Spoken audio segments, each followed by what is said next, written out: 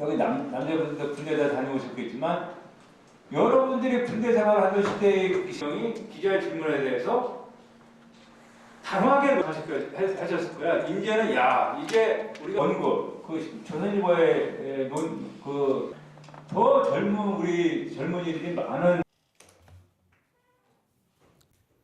예, 윤상현 의원입니다. 인사 올리겠습니다.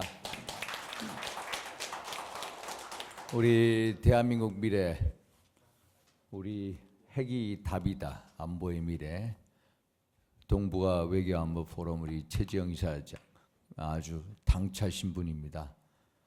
미국에서 공부도 하셨고 또 외교안보 분야 일가견도 가지고 계시고 또 우리 중앙당의 차세대 여성위원장도 역임하시고 전문성, 정책성, 또 뭐 사교성 모든 걸 갖추신 분입니다. 오늘 이렇게 좋은 자리를 만들어 주셔서 감사의 말씀을 드리고 우리 유영배 교수님, 유영원 우리 대 기자님은 가셨고 전성훈 박사님, 김정석 박사님 등 우리 토론에 참여하신 분들께도 감사의 말씀을 드립니다.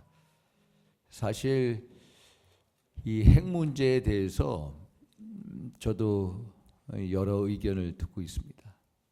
제가 미국에서 공부할 때 이 현실주의 국제정치학자 케네스 와일스라는 사람이 얘기하기를 전쟁을 막을 수 있는 유일한 길은 모든 국가가 핵무장을 하는 길이다. 역설적으로 전쟁을 막는 최고의 길은 모두가 핵무장하면 된다라는 얘기입니다. 그래서 우리도 역사적으로 보면은 박정희 대통령 핵무장을 시도하셨고 사실 전두환 대통령도 비밀리에 핵 개발을 하려고 그랬습니다. 그래서 지금 우리 여당 내부에서 또 미국 조야에서 한국의 핵무장을 용인하자라는 주장도 이제 나오고 있는 실정입니다. 사실 핵무장을 한다는 것은 지도자의 의로운 결단 속에 이루어지는 것이다. 사실 NPT 조약 10조에 보면은 우리가 탈퇴를 해서 핵무장 선언할 수도 있습니다. 그러나 그게 미국 주도하에 국제사회의 어떤 경제적인, 외교적인, 국제적인 제재에 봉착할 것이다. 그러려면은 지도자가 국제정치를 이해하고 국제정치의 외교 관계를 활용할 만한 외교적인 역량이 있어야 됩니다. 또 우리가 경제 상황, 우리 대한민국에 쏟아지는 경제 제재를 이겨낼 만한 경제 펀더멘털 이것도 대단히 중요합니다. 그럴 때 핵무장이 결단에 의해서 이루어질 수 있다. 이것은 지도자의 통큰 결단이다. 이렇게 생각을 합니다. 사실 미국은 우리의 핵 개발을 반대를 하죠.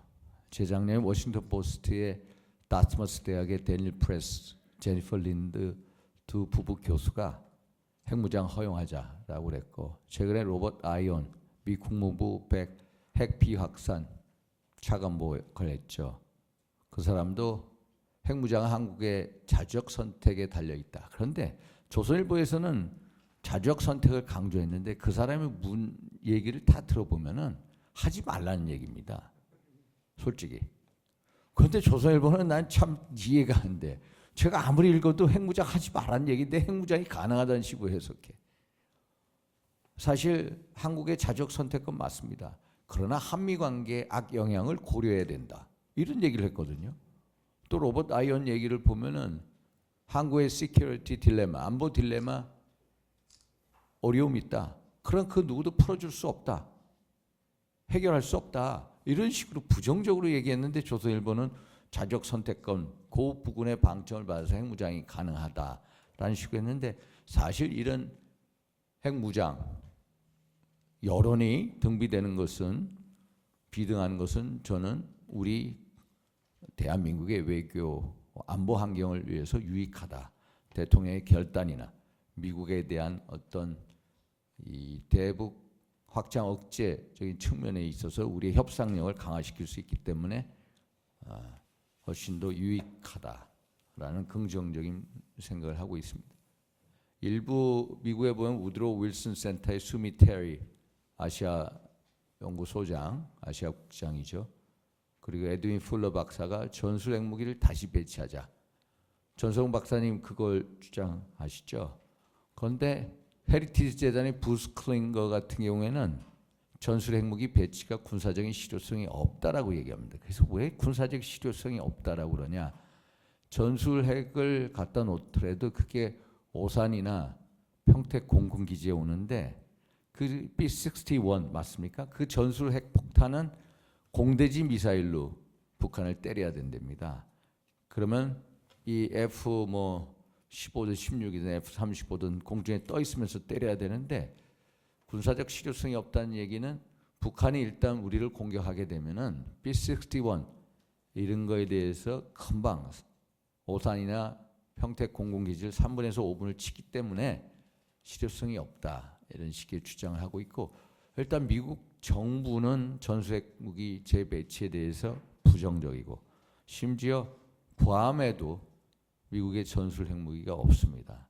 그래서 지난번 작년 11월에 이종섭 국방부 장관하고 그 오스틴 그 누구야 우리 국방부 장관 미국의 그분하고 본 결정문에 보면은 핵 확장 억제를 위해서 소위 상시 배치를 하는 수준으로 미국의 자산을 한반도 주변에 상시 배치하는 식으로 한번 강화시켜 보자 이런 식의 얘기를 했는데 그게 제도화 단계까지는 아닌 것 같고요. 최근에 대통령께서 뉴클리어 플래닝, 뉴클리어 엑서사이즈 말씀을 하셨습니다만은 바이든 대통령이 아니다라고 한 배경에는 바이든 대통령은 유럽식의 뭔가를 생각했던 것 같아요. 같이 핵 공유 협정을 하고 같이 연습을 하는. 근데 우리는 그것을 TTX라고 그러더라고요. TTX, 테이블탑 엑서사이즈라고 해서 테이블상의 도상 훈련이라고 하는데 하여튼간에 이런 식의 여러 논의가 있는 게 결국에는 우리의 북한에 대해서나 미국에 대해서는 우리의 협상력을 제고하는 데 대단히 유익하다라고 봅니다.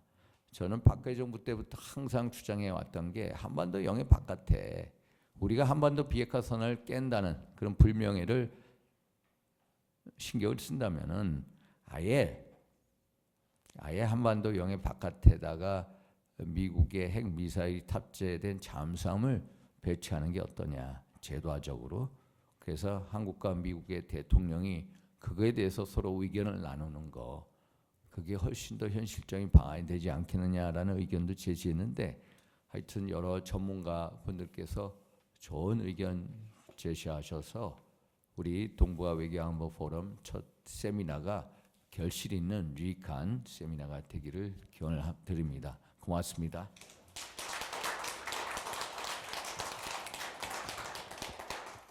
네, 바쁘신 와중에도 오늘 공동 주최해 주신 우리 윤상현 의원님 아주